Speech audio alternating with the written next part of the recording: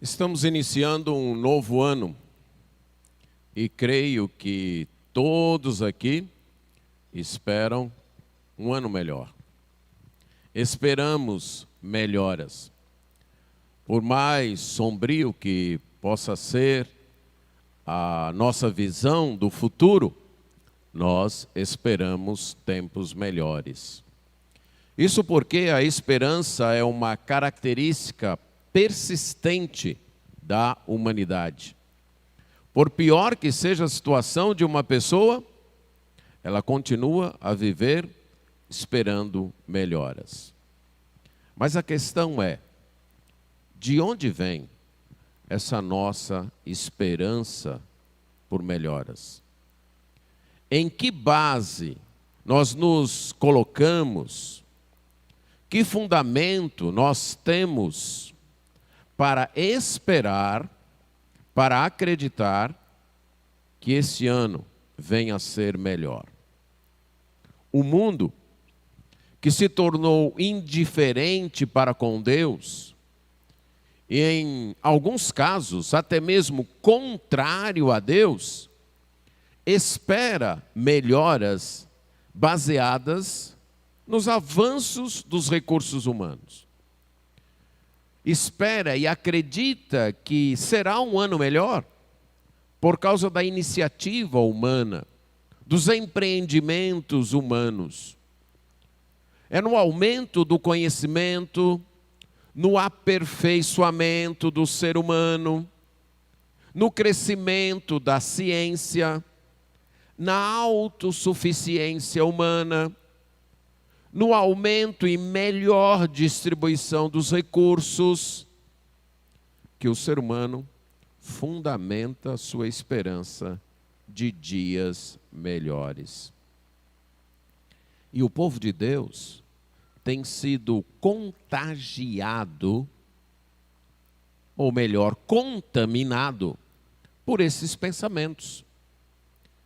E acredita também que esse mundo dominado pelo ser humano, que não se volta para Deus, que não busca a Deus, pode ser ainda um mundo melhor. Então há uma busca, mesmo no meio do povo de Deus, para encontrar saídas, para buscar soluções, para organizar a vida humana, sem nenhuma referência para com Deus, sem levar em conta Deus na equação ou na solução, ou quando Deus é considerado, não é lhe dado o local ou o lugar supremo que ele deve ter. Acredita-se que tudo vai melhorar, porque a ciência fará descobertas, porque os recursos vão aumentar, porque o ser humano vai aprender a usar melhor a ecologia, os recursos que tem, porque haverá um aperfeiçoamento ético no caráter humano por causa da educação. Então acreditamos que o mundo vai melhorar. Mas será que é isso que a Bíblia ensina?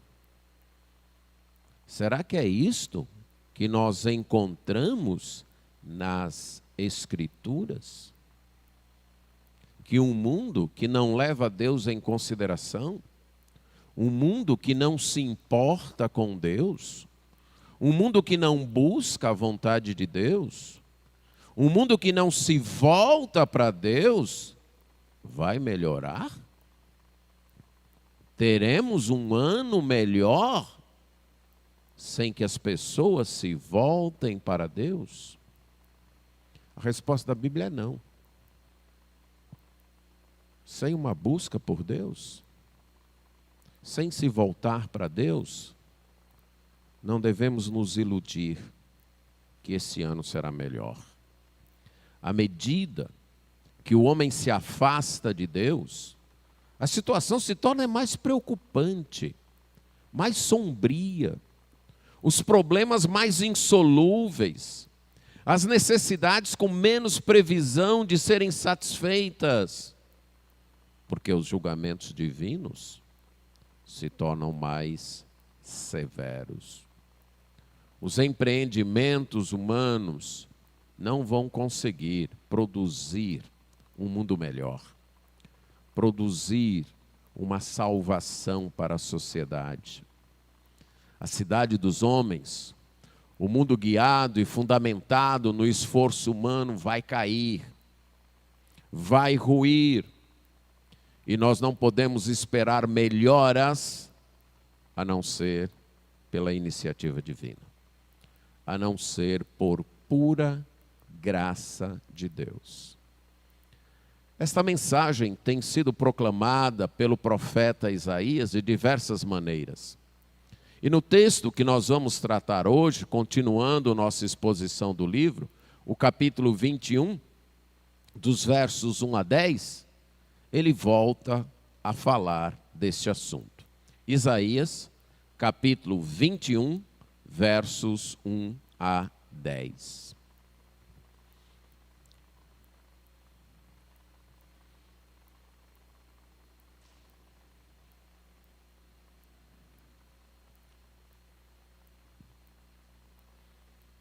Isaías, capítulo 21, versos 1 a 10, diz assim: sentença contra o deserto do mar.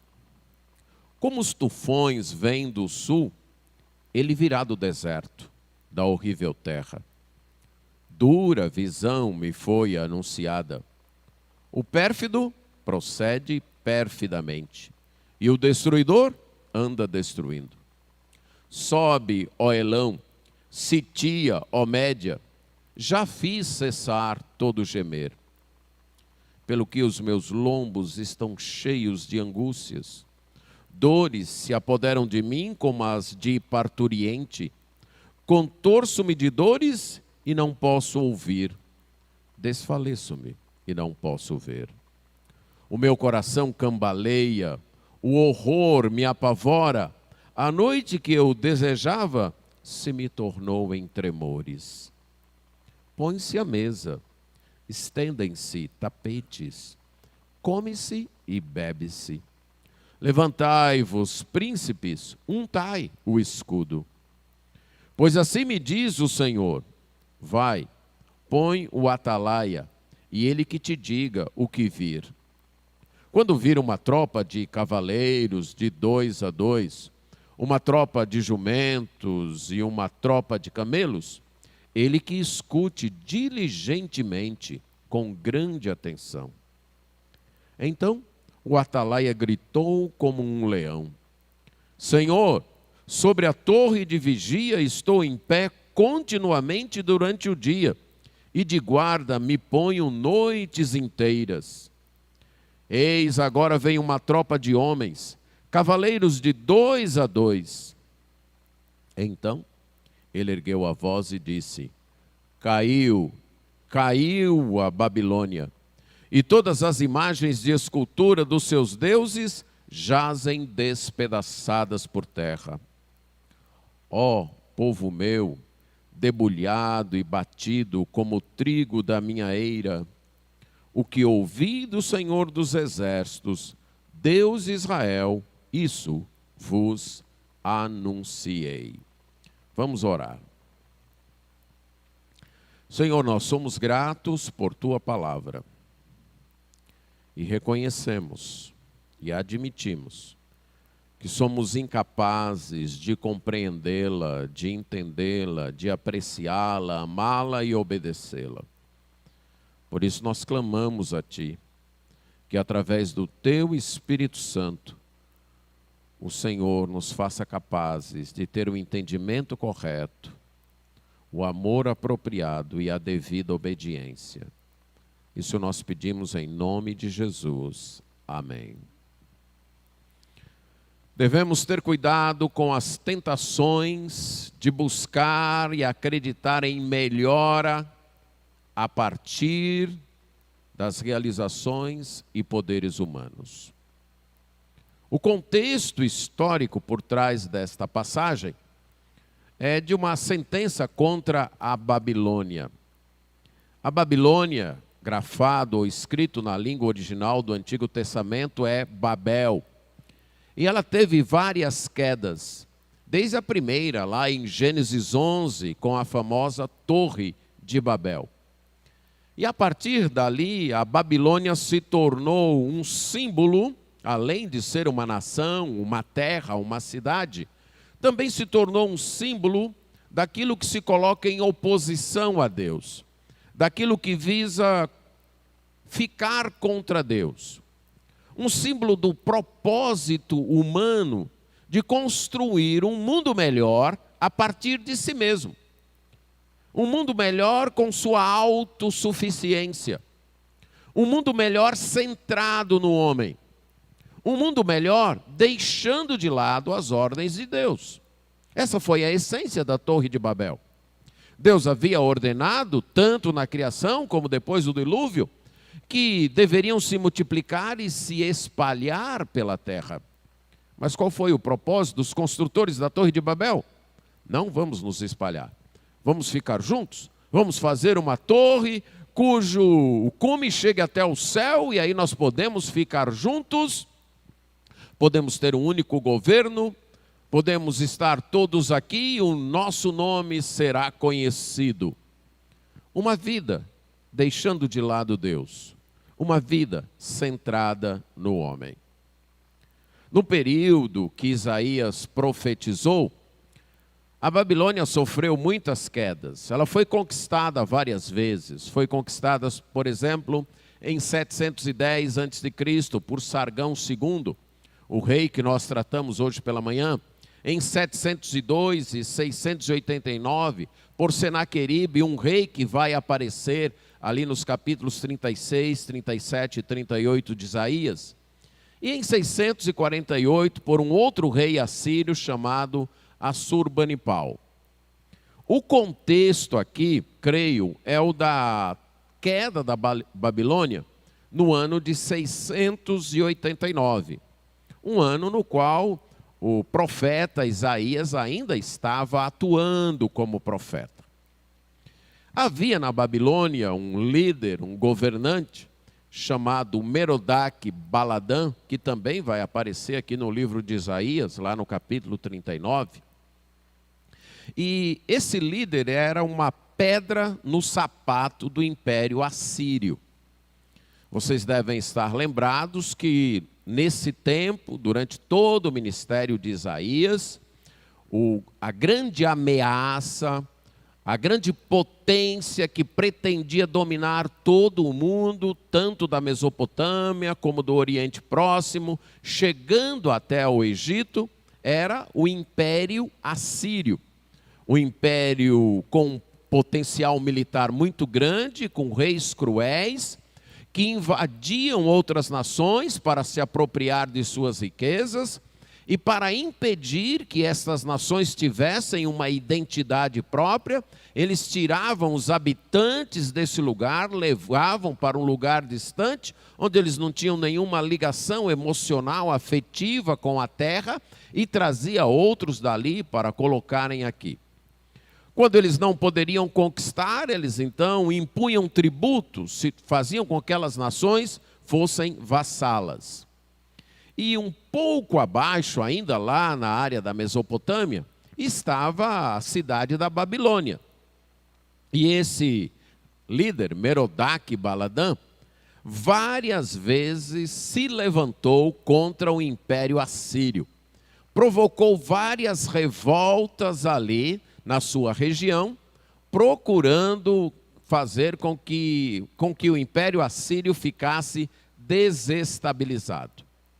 E uma das vezes, ele enviou uma comitiva, uma comissão diplomática para Jerusalém, para tentar uma aliança com o rei Ezequias. Esse é o episódio narrado lá no capítulo 39 de Isaías.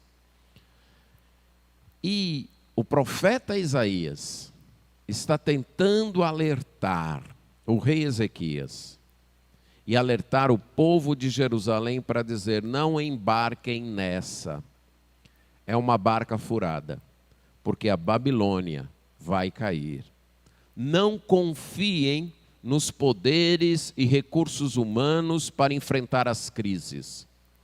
Não confiem nos empreendimentos humanos para se sair de situações difíceis, porque só Deus tem a solução. O texto, se você leu com atenção, é um verdadeiro desafio. É um daqueles textos difíceis, não de ler, mas de entender o que o profeta está querendo dizer. É uma poesia, é uma profecia em forma poética. Não aparece tanto como poesia em nossa língua, porque é uma tradução, e uma tradução de uma língua bem antiga, da língua hebraica. Esta poesia é a sexta sentença que Isaías coleta aqui no livro que trata de suas profecias, a sexta sentença contra as nações. Nessa primeira parte do livro, capítulos 1 a 39, a grande preocupação de Isaías é dar o povo de Deus, o povo de Judá, a não confiar nos empreendimentos humanos, nos recursos humanos, nos poderes humanos, diante da ameaça do Império Assírio. Eles devem confiar única e exclusivamente em Deus. Dentro dessa primeira parte tem esse bloco de 13 a 23, que é a coletânea de suas profecias, que eram sentenças contra as nações. 10 sentenças contra as nações, dividida em 2 ciclos de 5 sentenças cada uma. 13 a 20 e agora 21 a 23. Então essa é a primeira sentença do segundo ciclo e a sexta do bloco todo. A ênfase na primeira parte, no primeiro ciclo, foi mostrar que o mundo está nas mãos de Deus e que Deus há de cumprir suas promessas, que podemos confiar nele. É Deus quem dirige a história. Deus está usando os poderes deste mundo, as nações deste mundo, de acordo com o seu plano redentor, que opera em juízo e salvação, para trazer a completa redenção do seu povo. Deus atua na história, guiado pelo seu plano eterno, para trazer a salvação do seu povo.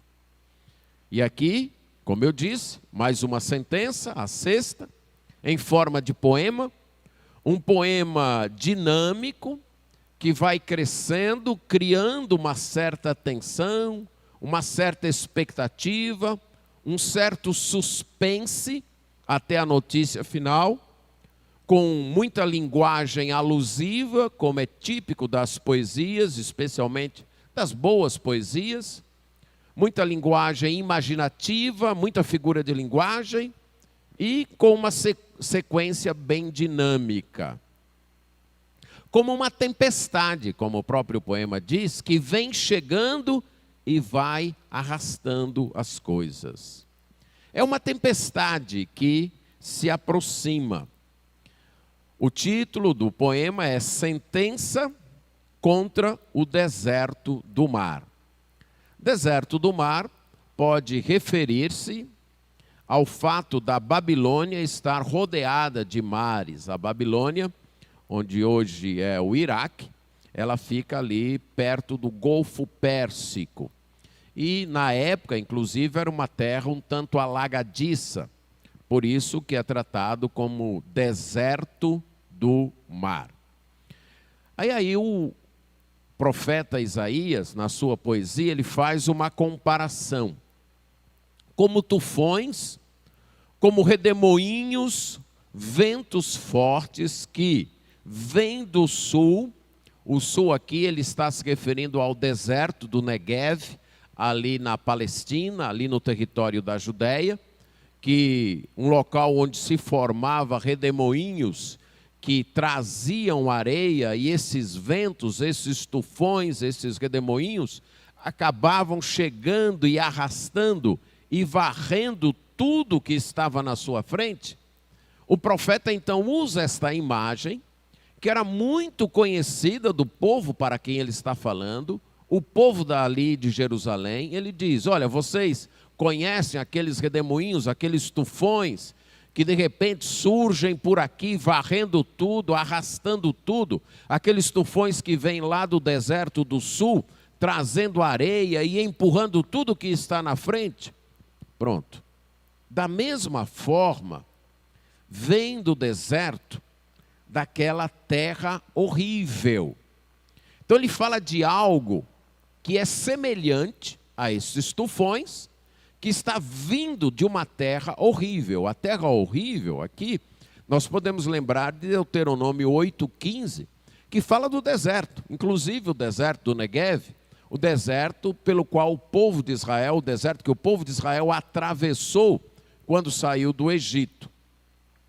Mas o que é que ele vê? O que é que ele compara a esse tufão? Ele diz: como semelhante a essa tempestade de vento que surge lá do deserto, esse redemoinho de areia que vem arrastando tudo, é a dura visão que me foi anunciada. Uma visão dura, uma visão cruel que o Senhor me deu. E aí ele passa a descrever esta visão. E o que ele tem nesta visão é exatamente aquela comitiva enviada da Babilônia por Merodach-Baladã, que chega lá em Jerusalém para tentar uma aliança com o rei Senaqueribe, para enfrentarem o império da Assíria. Que chega lá para o rei Ezequias, melhor dizendo, não Senaqueribe, o rei Ezequias de Jerusalém, para enfrentarem o império da Assíria, onde reinava Senaqueribe. E é isso que Isaías vê. É como se ele estivesse olhando aquela comissão chegar no palácio e aqueles embaixadores, aqueles mensageiros, o porta-voz de Merodach-Baladã dizendo: olha, o pérfido procede perfidamente, isso é, o traiçoeiro, o infiel, o desleal, está sempre agindo com traição. E o devastador, o destruidor, continua devastando. Nesta linguagem, os mensageiros da Babilônia estão se referindo ao Império Assírio. Estão dizendo: olha, você está vendo o que esse império está fazendo? Esse império é traiçoeiro. Esse império é devastador. Esta mesma linguagem é usada para o império da Assíria no capítulo 33, verso 1 de Isaías. Nós não podemos confiar naquele império, ele diz, mas eu já tenho as minhas alianças. Eu já conversei com Elão. Elão aqui se refere a um país que também fica na outra margem, do outro lado do Golfo Pérsico, cujos habitantes eram filhos de Sem, e que desempenhou um papel muito importante de aliado da Babilônia nesse período aqui de 689. A Babilônia já tinha feito uma aliança com esse povo, os elamitas, o povo de Elão, e esse povo já estava pronto para ir para a guerra, enfrentar a Síria. Já tinha feito uma aliança com a Média, que era também um outro povo ali, mais ao norte de Elão, na região montanhosa dos Agros. Tanto Elão como a Média hoje ficam, nesse local está hoje o Irã moderno. Estes povos não existem mais hoje com esse nome. É o atual território que pertence ao país do Irã. Mas antigamente eles estavam ali a leste da Babilônia. E a Babilônia então fez aliança com esses dois grandes povos, Elão e Média. E agora ele diz: eu já tenho aliança com eles, eles já estão prontos a ir para a guerra comigo, eles estão prontos a junto comigo sitiar a Assíria, e nós vamos dar um basta neste gemer. Nós vamos acabar com este gemido que o império da Assíria está provocando, está produzindo. Então o que nós temos aqui são as promessas do rei Merodach-Baladã, tentando atrair o rei Ezequias para fazer frente à Síria. Ele diz: nós temos aliados, é insuportável continuar sofrendo as traições e devastações que a Síria está provocando, e nós já podemos dar um fim neste gemido. Vamos acabar com este sofrimento. Você pode perceber aqui, com outras palavras, evidentemente, a promessa de todo governo. Todo governo que quer assumir, ou todo candidato a um governo, ou todo governo assim que assume, qual é a sua promessa? Fazer melhor, acabar com o sofrimento, acabar com os problemas. Essas são as promessas, e estas eram as promessas trazidas para Isaías. Aliás, para Ezequias. E Isaías, então, sabendo disso, diz: mas não é isso que vai acontecer. Estas são promessas vazias. É por isso que eu estou sofrendo. E aí ele passa nos versos 3 e 4 a descrever o seu sofrimento. Os meus lombos estão cheios de angústia. Aqui lombos, na linguagem bíblica, se refere à região da cintura, onde o cinto, onde as roupas eram amarradas. Então ele está se referindo a esta região da cintura. Os meus lombos sofrem contorções angustiadas, pontadas de dores, espasmos, estão se apoderando de mim, semelhante àquelas dores que se apoderam de uma mulher na hora do parto. Só de ouvir, eu já me contorço em dores. Só de ver, eu já fico assombrado, eu já fico assustado, aterrorizado. O meu coração cambaleia, ele não consegue ficar firme, ele acelera, ele bate mais rápido. E o terror me apavora. O anoitecer que eu tanto desejava, agora se tornou motivo de medo, motivo de tremores. Isaías está dizendo: eu estou vendo algo acontecer. Essa comissão chegando, essa comitiva chegando, tentando fazer uma coligação para enfrentar a Assíria. E eu não estou vendo isso com bons olhos. Isso está produzindo em mim esse grande tremor, esse grande sofrimento. E aquilo que eu esperava, isso é o anoitecer que eu esperava, a derrota da Assíria, era o que Isaías esperava. Mas não que acontecesse desse jeito, mas que não fosse desse jeito. Então esse anoitecer que eu esperava, está se tornando para mim não algo desejoso ou desejável, mas um motivo de maior terror, de maior espanto. A angústia de Isaías é porque ele sabe aonde isso vai dar. É porque ele sabe como isso vai terminar. Então ele fica angustiado. Ele sabe que as promessas de solução, que não levam Deus em conta, que não levam Deus em consideração, não produzem algo agradável. Produzem um terror ainda maior. Pioram ainda mais a situação. Isaías não tem ilusões de que o problema assírio será resolvido com o braço humano, com os recursos humanos. E ele teme que o seu povo, o rei Ezequias e o seu povo, caia nessa tentação. Até porque eles estão celebrando isso num banquete. Verso 5. Colocam a mesa, estendem tapetes, comem e bebem. E os tapetes eram estendidos para servir de assento. Normalmente em banquetes assim, banquetes com muita gente, as mesas eram bem baixas, rentes ao solo, então eram estendidos ao lado da mesa tapetes, onde as pessoas ficavam reclinadas para comer, beber e conversar. Ele então descreve poeticamente esta recepção de boas-vindas dada àquela comitiva para fazer esse acordo. Estão comendo e bebendo, mas estão tratando de guerra. Porque diz, untai os escudo.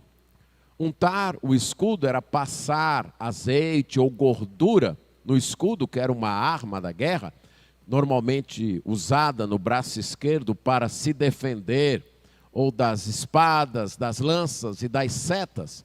E eles passavam gordura porque ajudava a seta, quando batesse no escudo, a deslizar, a não penetrar. Então, quando diz untar o escudo, está usando uma linguagem de prepare-se para a guerra. Prepare os seus equipamentos para a guerra. Então, Isaías é como se ele visse aquela comitiva chegando, o rei Ezequias os recebendo com muita alegria, mostrou todo o seu palácio, história que está contada no capítulo 39, e as promessas que o rei Merodach-Baladã mandou dizer. Já temos aliança com o povo de Elão, já temos aliança com o povo da Média, chegou a hora da gente acabar com a Síria, chegou a hora da gente dar um fim a esta crise, dar um fim a este sofrimento, venham para o nosso lado, se aliem conosco e nós vamos ganhar esta guerra. Isaías sofre com isso, porque ele sabe que não é esse o caminho.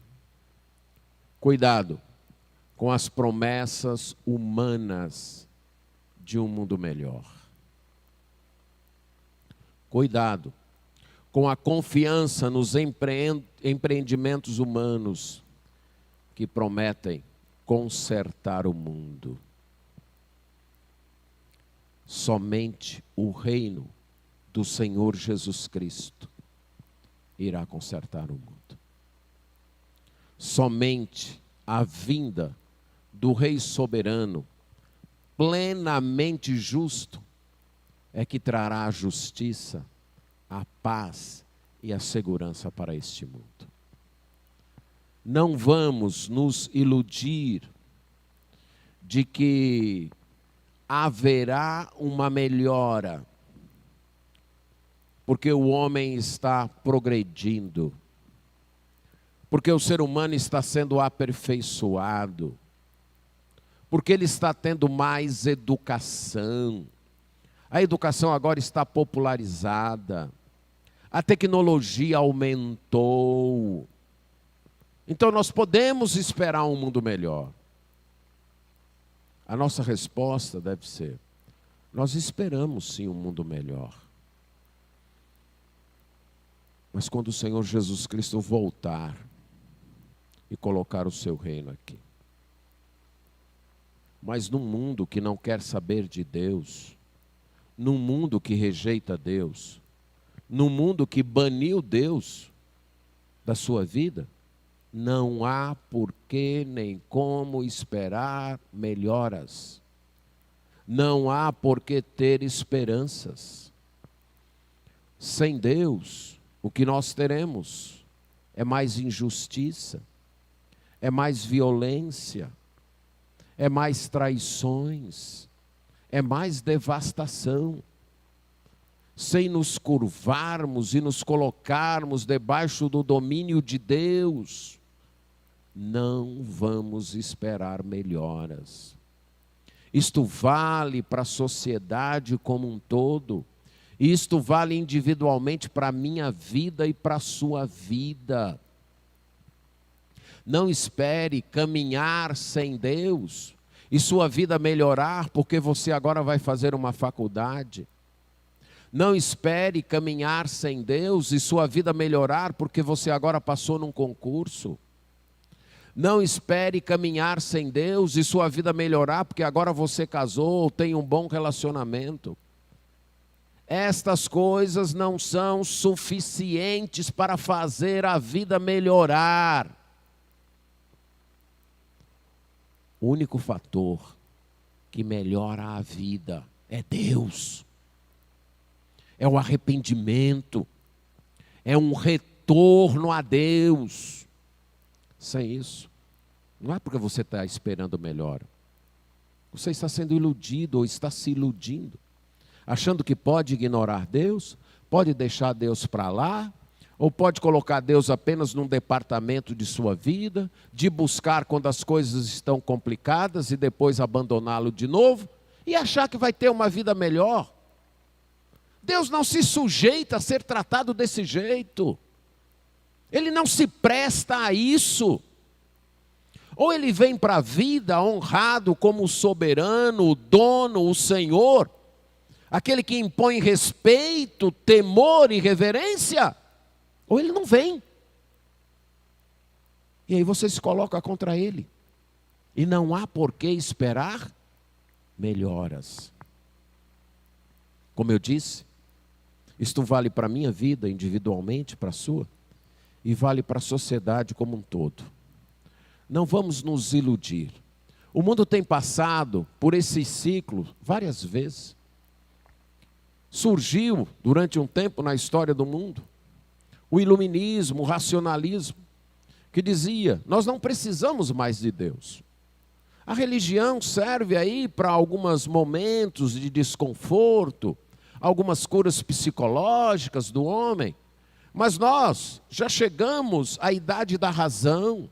Nós, humanidade, já chegamos à idade adulta para nos conduzirmos sozinhos, sem ter que ficar voltando para a revelação de Deus, para o que Deus disse ou deixou de dizer. Nós temos capacidade de fazer as descobertas necessárias para ter um mundo melhor. Esse pensamento prosperou, especialmente na Europa do século XIX. E sabe o que o matou? A Primeira e a Segunda Guerra Mundial.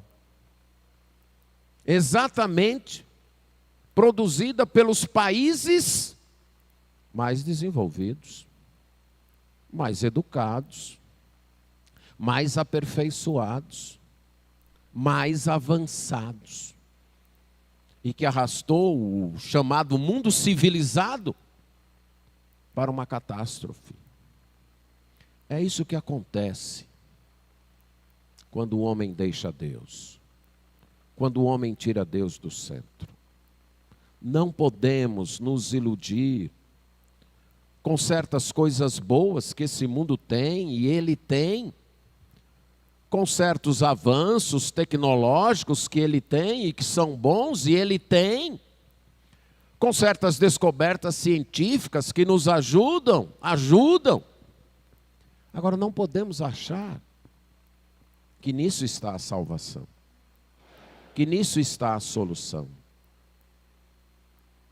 Podemos usar essas descobertas, estes avanços, mas sabendo que tudo que é produzido pelo homem, você já deve ter percebido isso. Tudo que é produzido pelo homem traz coisas boas e coisas ruins. A internet traz coisas boas? Traz. Estamos podendo transmitir nosso culto para muitas outras pessoas em lugares do mundo pela internet. Mas ela só traz coisas boas? Não. Remédios são bons? São? Trazem efeitos colaterais? Trazem. Tudo que o ser humano produz traz bondades e maldades. Por isso que a nossa confiança não pode estar nisso. A nossa confiança tem que estar em Deus. A gente pode fazer uso destas coisas, uso adequado, mas nossa confiança tem que estar em Deus. Vamos lembrar daquela frase do hino: passarinhos, belas flores, querem me encantar. Ó vãos terrestres esplendores, não quero aqui ficar. Esse mundo não é o nosso mundo. Esse mundo que rejeitou Deus, que disse não para Deus, não é o nosso mundo. Não é o mundo para o qual nós fomos criados e preparados para viver. Não, não é. Portanto, não há por que esperar melhoras. O nosso mundo, a nossa vida, é o reino de Deus. É aquela vida onde Deus manda, onde Deus é o rei, onde Deus é o centro. Há muita coisa boa nesse mundo, mas não vamos nos encantar com elas, não. Não vamos nos iludir com elas, não. Elas vão passar. O que vai mudar o mundo é o reino de Deus. E este mundo, com suas realizações e poderes, vai cair. Os seus ídolos serão quebrados. Isaías continua descrevendo sua visão. E agora ele passa a falar de uma palavra que o Senhor lhe disse. Verso 6. Certamente me disse o Senhor, vai, coloca um atalaia, e que ele diga o que for que ele vir, isso é, que ele possa falar para você a verdade, aquilo que de fato ele está vendo. Quando ele chegar a ver uma tropa de cavaleiros, de parelhas de cavalos, cavalos de 2 em 2, ou uma tropa de jumentos, ou uma tropa de camelos, ele que preste atenção, e que preste grande atenção. Lembre, a linguagem poética, e na poesia, muitas vezes o pensamento fica só aludido, ele é uma linguagem cortada de pequenas frases, mas o que ele está dizendo é, coloca um vigia, um atalaia ali, como se fosse no muro da cidade, e que ele fique olhando atentamente. E que ele possa anunciar aquilo que ele está vendo. Que ele não apenas veja e guarde para si, ou se volte e conte outra coisa. Não, mas que ele preste atenção, que ele veja com atenção e que ele comunique a verdade, aquilo que ele está vendo. E aí é utilizada a linguagem novamente de guerra, de tropas, né? Como as guerras eram feitas naquele tempo, com tropas de cavalos, carros puxados por cavalos emparelhados, cavalos em parelhas, que era uma maneira, um dos instrumentos de guerra da Assíria, eram carruagens, onde carruagens puxadas por 2 cavalos, e em cima ia o condutor e mais 3 soldados com arco e flecha ou lanças para atacar o inimigo. Então ele diz, olha, se ele vê isso, que ele anuncie. Se pelo contrário ele chegar a enxergar uma carruagem ou carros não puxados por cavalos, mas por jumentos, que dependendo do terreno era melhor fazer a guerra com jumentos, porque não eram tão velozes, mas eram mais seguros, ele que anuncie isso. Mas se por outro lado ele ver uma carruagem puxada por camelos, que era como os árabes daquela época faziam suas guerras, ele também que anuncie isso. Mas que ele preste atenção, que ele veja com atenção. Então, o atalaia, o vigia, aquele que estava lá, como um leão com uma voz vibrante, como estivesse rugindo, ele disse, Senhor, eu estou aqui sobre a torre de vigia continuamente, de dia e de noite. Eu não vou arredar o meu pé. Eu estarei observando atento. De quem é que Isaías está falando? Ele está falando dele mesmo. O atalaia aqui é o profeta de Deus. É o proclamador da palavra de Deus. É como se Deus dissesse para Isaías, presta bem atenção. Não se deixe iludir pelo que a maioria está iludindo.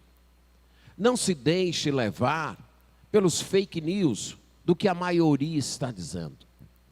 Presta atenção no que está acontecendo. Olha com atenção.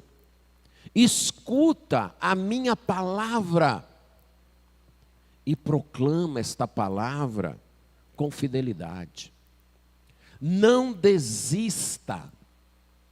Não pare de prestar atenção até que você entenda, até que você tenha certeza, até que você possa comunicar aquilo que de fato está sendo dito.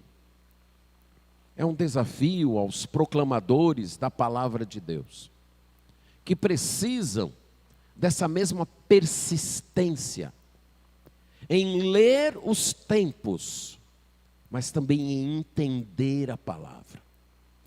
Essa persistência em ouvir o que Deus está dizendo, seja através dos acontecimentos, seja através da palavra de Deus. Essa disposição de não arredar o pé enquanto não entender, enquanto não compreender. Não desistir de ler e estudar o texto até ter compreendido, até ter enxergado o que de fato Deus diz. E então, ter a confiabilidade de transmitir exatamente o que está no texto, de dizer exatamente o que está no texto. Quer as pessoas gostem, quer as pessoas não gostem. Quer sejam notícias agradáveis, quer sejam desagradáveis. O que se exige de um vigia, de um atalaia, é essa disciplina de permanecer de pé, atento, olhando, vendo o que está acontecendo. E se surgir alguma coisa, imediatamente se voltar e proclamar para a cidade. É isso que se exige dos proclamadores da palavra de Deus. E é isso que Isaías, na sua poesia, responde para Deus. Da mesma forma como ele respondeu na sua vocação, narrada lá no capítulo 6. Eis-me aqui, envia-me a mim. Então ele diz: Senhor, eu não saio do meu posto. Eu estou aqui, de dia e de noite, procurando entender, procurando saber e comunicando para o povo. Mas até que ele enxerga alguma coisa. Vejam, olhe lá, agora eu estou vendo, é uma tropa de homens, é uma carruagem, é uma parelha de cavalos que vem. E eles trazem uma mensagem. E qual é a mensagem que eles trazem? Caiu Babilônia. E todas as suas imagens de esculturas dos seus deuses jazem despedaçadas por terra. Essa é a mensagem que Isaías tinha que comunicar para o rei Ezequias e o povo de Jerusalém. Não entrem nessa coligação, porque o que eu estou vendo, o que Deus está me mostrando, é que a Babilônia vai cair. É que os seus deuses serão despedaçados. E foi isso que aconteceu naquele ano de 689. Naquela revolta, que eu me referi há pouco, do Merodach-Baladã, que o rei Senaqueribe dominou. E ele conquistou a cidade da Babilônia. E as narrativas assírias dizem que os soldados assírios entraram na Babilônia e literalmente quebraram todas as imagens de escultura. Despedaçaram todos os deuses da Babilônia. Eles salvaram apenas 2 imagens que a própria Babilônia já tinha conquistado da Assíria séculos antes. Fora isso, eles destruíram todos os deuses. E não satisfeito, Senaqueribe cavou, trazendo do rio Eufrates, cavou vários canais, canalizando água do rio Eufrates para minar os alicerces da Babilônia, porque o seu objetivo era arruinar completamente, apagar a memória da cidade. Ele não conseguiu isso. Mas é isso que Isaías está vendo antes de acontecer. E ele está dizendo: não confiem na Babilônia, ela vai cair. Os deuses da Babilônia, em quem os babilônicos confiam, serão quebrados, serão despedaçados. Não embarquem nessa. Não confiem nesses poderes, nestas soluções humanas. Nós temos um Deus que não pode ser quebrado, que não pode ser batido, que não pode ser derrotado. E é nesse Deus que nós devemos confiar. E não nas propostas e soluções humanas. Esta é a mensagem.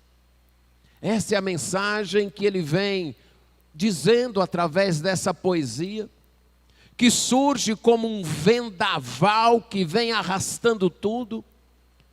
E de forma assim poética e dinâmica, criando expectativa, ele vem descrevendo a cena.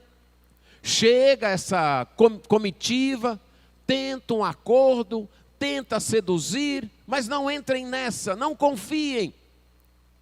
Porque o que eu estou vendo, o que Deus está me revelando, é que a Babilônia vai cair, que os seus deuses serão despedaçados. A Babilônia, como cidade, não existe mais hoje. Mas como poder que rejeita a Deus, ele está presente. Mas Apocalipse 16 e 17, usando uma linguagem muito semelhante a essa, diz o que vai acontecer com essa Babilônia. Apocalipse também, na visão que foi dada a João, ele vê aquela cidade que está se importando com o materialismo, se importando em adquirir, em acumular bens, se importando em dominar as nações, importando-se apenas e querendo apenas as riquezas, prazeres desta vida. Aquela cidade que não quer nada com Deus, que é indiferente a Deus, que é símbolo de toda a sociedade que rejeita a Deus. João diz que viu e ouviu, caiu a grande Babilônia. Quase que repetindo as palavras de Isaías. João também viu o que Isaías viu. E é o que nós devemos ver. Que os poderes deste mundo, que os recursos deste mundo, que os governos e sociedades deste mundo, sejam eles quais forem, de direita ou de esquerda, de centro, de baixo ou de cima, sejam eles quais forem, toda organização humana, toda sociedade humana que não tiver Deus no centro, é Babilônia. É cidade dos homens. E será destruída. E vai cair. Vai cair. Todos os ídolos que os homens constroem, o ídolo do materialismo, da educação, do progresso, da ciência, do bem-estar psicológico sem obediência à palavra de Deus, todos estes ídolos serão arrebentados, serão quebrados, porque a cidade dos homens vai cair. O que vai ficar neste mundo restaurado é o reino de Deus, a plena justiça, é a cidade de Deus, a nova Jerusalém, que vai descer do céu e se implantar aqui. É isso que vai permanecer. É isso que vai ficar. Esse é o futuro cheio de esperanças que nós aguardamos. Enquanto isso, Isaías tem uma mensagem para o povo de Deus. Aí no verso 10, encerrando, ele diz: ó povo meu, debulhado e batido como o trigo da minha eira, o que ouvi do Senhor dos Exércitos, Deus de Israel, isso vos anunciei. Isaías está dizendo: olha, eu sei, povo meu, e literalmente ele está dizendo filhos, filhos da minha eira. Eu sei que essa mensagem talvez não seja a que vocês esperavam ouvir. Eu sei que essa mensagem talvez não alente o coração de vocês. Mas durante o tempo em que estivermos neste mundo, nós seremos como um trigo debulhado, batido, pisoteado, como trigo na eira. Eira era um terreno plano e de chão duro, que ficava um pouco no alto, onde depois da colheita feita, os cereais eram levados para lá, e eram batidos, trilhados, certo? Debulhados, colocados então no que seria uma arupemba, não sei quantos aqui já ouviram falar numa arupemba, e jogado para cima, para aquela brisa daquele lugar alto carregar a palha e deixar o cereal. Mas antes daquilo eles eram trilhados, pisados. E Isaías faz essa comparação. Durante esse tempo, o povo de Deus e os filhos de Deus são como? Trigo batido, trigo malhado, trigo pisoteado, mas trigo que está sendo liberto das palhas, trigo que está sendo purificado, trigo que vai ficar só o trigo, trigo que está sendo aperfeiçoado. Não é um processo agradável, não é um processo confortável, não é uma boa situação. E como povo de Deus, não podemos nos iludir de esperar uma boa situação aqui. Estamos na eira, somos filhos da eira, estamos sendo malhados, pisoteados e purificados. Mas Isaías diz: olha, meus filhos, filho da minha eira, esta é a mensagem que eu tenho para vocês. Foi isso que eu ouvi do Senhor. E é isso que eu estou anunciando. Talvez vocês gostariam de uma mensagem melhor. Talvez vocês gostariam de uma mensagem mais positiva, mais para cima, mais cheias de esperança, de que 2021 será melhor mesmo, de que 2021 nós conquistaremos mais coisas. Talvez fosse essa a mensagem que vocês esperassem.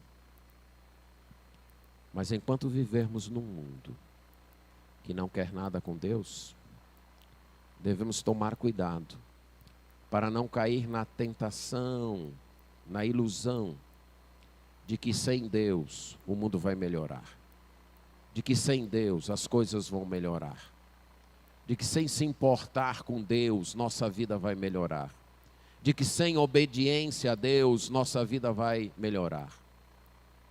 Não vamos cair nessa tentação, porque o mundo dos homens, o mundo sem Deus, o mundo que não se importa com Deus vai cair, vai ser derrotado. Os seus deuses serão despedaçados. No final, o Senhor dos exércitos, o dono de todo o poder, está conduzindo a história. Mesmo que, no momento, o seu povo esteja sendo trilhado, o seu povo esteja sendo debulhado, o seu povo esteja sendo malhado como trigo na eira, mas Ele ainda continua sendo o Senhor dos exércitos. Ele ainda continua sendo o Deus de Israel. Ele ainda continua sendo o nosso Deus. Não vamos nos iludir com promessas vãs que rejeitam Deus, com sistemas que tiram Deus do centro, com pensamentos que colocam sua esperança no mundo dos homens. Vamos nos agarrar no Senhor dos exércitos e saber que mundo melhor e ano melhor apenas quando Ele voltar para nos tirar daqui e nos levar para si. Amém.